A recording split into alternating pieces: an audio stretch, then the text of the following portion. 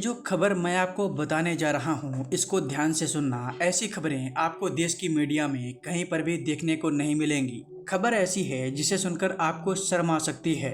Oman जैसा देश जो भारत की तुलना में कहीं पर भी नहीं टिकता, ऐसा देश भारत की वायुसेना को अपने पुराने हथियार दे रहा है। खबर को सुनकर आपको भारत सरकार पर बहुत ज्यादा गुस्सा आ सकता है। ओमान ने ऐसे हथियार जो रिटायर कर दिए हैं उन्हें अब भारत ले रहा है। लेकिन अब सवाल ये कि ओमान के पास ऐसा कौन सा हथियार था जो भारत के लिए जरूरत बन गया है। तो चलिए आपको पूरी खबर विस्तार में बताते हैं।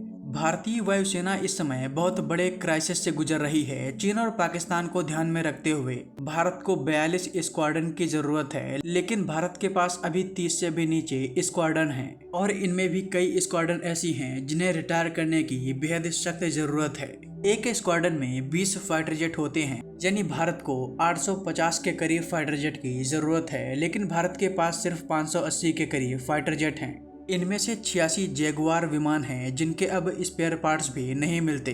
हालात इतने गंभीर हो गए हैं कि भारत को ओमान के रिटायर हो चुके पुराने जैगुआर विमान लेने पड़ रहे हैं ताकि इन पुराने विमानों के स्पेयर पार्ट्स को निकालकर भारत अपने पुराने जैगुआर विमानों में लगा सके और यह भारतीय वायुसेना में अपनी सेवाएं दे सकें। आप स्क्रीन पर इस आर्टिकल में देख सकते हैं कि ओमान जो भारत की तुलना में एक तिनके की तरह है, वो भारत को अपने 20 से अधिक पुराने कबाड़ जैगुआर विमान दे रहा है। भारत एक ऐसा देश जिसकी अर्थव्यवस्था दुनिया में बहुत तेजी से ग्रो कर रही है।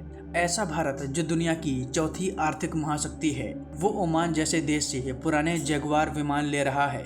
ओमान ने अपने इन विमानों को 2014 में ही रिटायर कर दिया था और हम लोग इन्हें 2035 तक उड़ाने का प्लान बना रहे हैं। सबसे शर्म की बात तो ये है कि हमारे देश की मीडिया इस खबर को ऐसे कवर कर रही है जैसे कि भारत ने बहुत बड़ी उपलब्धि हासिल कर ली हो। भारत ने 1979 में इन विमानों को अपनी वायुसेना में शामिल किया था, यानी लगभग पिछले 45 सालों से ये भारतीय वायुसेना का हिस्सा हैं। आप स्क्रीन पर देख सकते हैं कि भारत के अलावा 3 देशों के पास ये विमान थे। इनके नाम थे ब्रिटेन, फ्रांस और ओमान।